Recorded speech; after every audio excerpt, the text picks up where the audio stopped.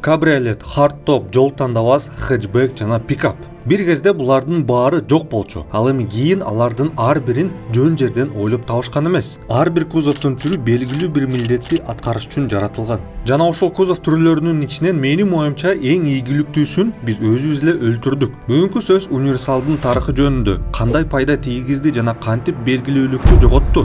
Биринчи дүйнөлүк согуш менен уулуу депрессиянын ортосундагы мезгил маанилүү бурулуш болду. Унаа байлардын оюнчугу болуудан чыгып, чыныгы жашоо зарылдыгына айланды. Демек, унаанын кебетесинде жаңы талаптарга ылайыкташтыруу керек болду. Жөн гана аттын ордуна мотор койгону жетишсиз болуп калды. Унаа айылдан баштап бизнес кварталдарына чейин бардык жерде керектүү болуп калды. 1929 жыл Ford Model A базасында универсал чыгарат. 4 эшик, эч кандай ашыкча нерсеси жок. Үлгүсү чоң ийгиликке жетмек эгер улуу депрессия болгондо. Бирок 1933 жылы Dodge менен Plymouth компаниялары универсал кузовторун жасатып баштайт. Кебетеси өнүгөт, жыгач кузовко чапталып баштайт, көтөрүлүүчү айнектер пайда болот. Кузов жөнөкөй 4 бурчтуктан алыстап, аэродинамикасы жакшынакайраак болуп калат. Chevrolet Carry All ошол доордун эң маанилүү унаалардын бири болот. 8 адамга жеткиде орун, терезелери көп, отургучтарды алып койсо болот эле. Дал ушул концепциядан кийин Suburban келип чыгып, оюн эрежелерин өзгөртүп, жол тандабастар менен сериялык универсалдардын жолун ачты. 1930 жылдары универсал жөн гана жумушчу унаа статусунан чыгат. Дизайнда көркөмдүк көбөйөт, белгилүү жыгач панелдер. 40-жылдары контекст өзгөрөт. Адамдар табиятта эс алууну, кемпингти, узак сапарларды жакшы көрө баштайт. Ал эми универсал үй бүлө жана жүк ташуучу мыкты куралы болуп калат. Сонун Buick Estate Wagon'дан баштап жеткиликтүү чыдамкай Willys de Wagon'го чейин баары ошол талаптарга жооп берген унаалар. Универсал толук кандуу үй бүлөлүк унаага айланды. Маанилүү учур Willys жыгач кузовтон баш тартканы. Бул 40-жылдар үчүн чоң жаңылык болгон. Адамдар жыгач менен тынымсыз алек болуудан тажашкан. Ошондуктан индустрия өзгөрдү. Жыгач дээрлик жоголот, декоративдик элемент катары гана калат. Жаркын мисал 1950-жылдагы Plymouth. Жыгач элементтери 90-жылга чейин кетпей турган, бирок таза кооздук үчүн гана колдонулган. 1950-жылдардын башында универсал дагы деле белгилүү унаа болчу, бирок ошол 50-жылдары универсал өтө белгилүү болуп, чыныгы культ унааларын жаратты. Бир нече фактор биригип калды. Биринчиден экономика. АКШда ВВП өсүп, үй бүлөлөр байып, унаалар байпактай көбөйдү. Кымбат, сонун универсалдарда чыгып баштады. Экинчиден жолдор. Эйзенхауэрдин магистраль программасы алыскы сапарлар үчүн жаңы мүмкүнчүлүктөрдү ачты. Үчүнчүдөн бүктөлүүчү арткы отургучтар. Кардарлар аларга ооруп калышты. Суроо талап өскөн сайын дизайнда жакшы болуп калды. Опциялар да көбөйдү. Мыкты мисал Mercury Colony Park. Ошол маалда дээрлик ар бир америкалык бренд жана көптөгөн европалык өндүрүүчүлөр универсалдарды сунуштай баштады. Volvo Duet же Morris Minor Traveler сыяктуу үлгүлөр белгилүү болчу. Бирок планканы АКШ көтөргөн.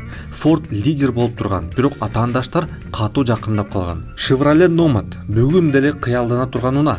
Сөз жетпеген кузов, атактуу V8 айнектен жасалган оранжерея чатыры, алыстан эле таанылган сырткы көрүнүш. 1960-жылдардын башында универсал ар кимге жана ар кандай бюджетке ылайык форматка айланды. Компакттан баштап гигантка, премиумдан баштап жөнөкөй үй бүлөлүккө чейин. 60-жылдар универсалдардын эң чокусу. Шаарлар кеңейип, универсал орто класстын үй бүлөлүк унаасынын милдеттүү атрибутуна айланды. Ыңгайлуу жана ишенимдүү брендтер базар үчүн катуу күрөштү. Көбүрөөк көлөм, көбүрөөк люкс, көбүрөөк опциялар. Толук өлчөмдөгү гиганттар Chevrolet Kingswood, Ford Country Square, Chrysler Town & Country 9 орунга чейин сунушталган. Жүк салгычтары чын эле үңкүрдүү болчу. Күчтүү V8 моторлору кайыкты деле сүйрөп кетчү. Дизайн ошол кездеги седандардын стилинде. Көп хром, жыгач шпон, космостук доордун айрым элементтери. Ford өзүнүн Country Square үлгүсү менен жасалма жыгач панелдерди үйдөгү люкс деңгээлине чейин көтөрдү. 60-жылдардын ортосунда чыныгы ыңгайлуу жаңылык пайда болду.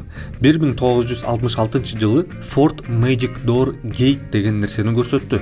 Бул жүк салгычтын эшиги ылдый да, капталга да ачыла тургандай кылып жасалган. Толук өлчөмдөгү универсалдардын жанында компакт универсалдар да пайда болду. Chevrolet Corvair, Lakewood жана Rambler American. Чындап эле айтканда 50 жана 60-жылдары минивендер менен жол тандабастар пайда болгонго чейин универсал үй бүлөнүн бардык муктаждыктарын бир кузов менен аткарып турчу. Бирок 70-жылдары жаңы көйгөйлөр келди. Индустрия ага даяр эмес. 1973-жылдагы күйүүчү май кризиси бааларды асманга чыгарып, көп ичкен V8 мотор менен америкалык универсалдар үчүн кыйын убакыт башталды. Кардарлар үнөмдүү европалык жана жапондук варианттарга өтө баштады. Компакт карлар, кичирээк универсалдар.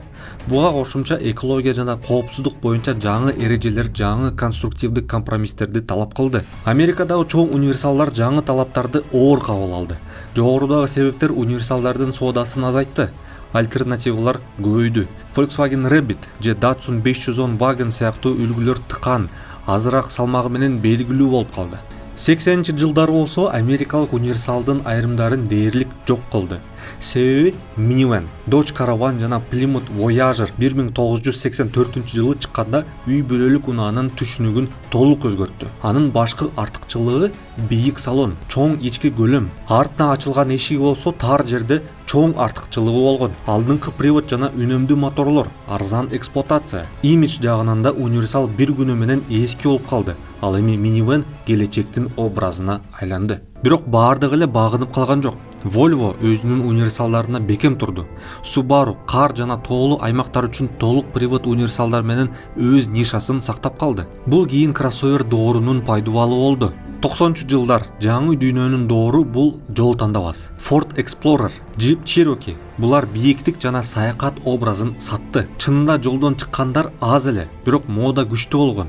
2000-жылдары универсал АКШда дээрлик жок болду. Практикалык функциясы кроссоверлерге өттү. Алар болсо универсалдын логикасын сактап, сырткы көрүнүшүн жып кылып койду. Toyota RAV4 жана Honda CR-V үй бүлөлүк стандарт болду. Ал эми премиум чоң жол тандабастар акыр аягы күчтүү үй бүлөлүк имиджин толук басып алды. Бирок Европа универсалдан баш тарткан жок. Audi A4 Avant, BMW Тройка Touring, Volvo V70 дегендер дагы деле күчтүү белгилүүлүккө ээ болгон. Анткени алар Европа үчүн лайыктуу. Жолдор тар, күйүүчү май кымбат. АКШда болсо нишаны Mercedes E-класс универсал жана ар дайым ортодо турган Subaru Outback сактап турат. Жарым универсал, жарым кроссовер. Ооба, Minivan көп үй бүлөлүк милдеттерди чындыгында ыңгайлуу болот. Бирок чоң жол тандабастын мүмкүнчүлүктөрү көпчүлүккө керек деле эмес. Саякатка, кемпингке чет өлкөдө көпчүлүк асфальт жол менен барат. Бирок универсалды өлтүргөн автоөнөр жай эмес, адамдардын өзү. Алар чоң клиренс, жол тандабас көрүнүш жана 4VD жазуусу аларга зарыл деп ишенип калышты. Ошентип универсалдардын доору бүтүп калды.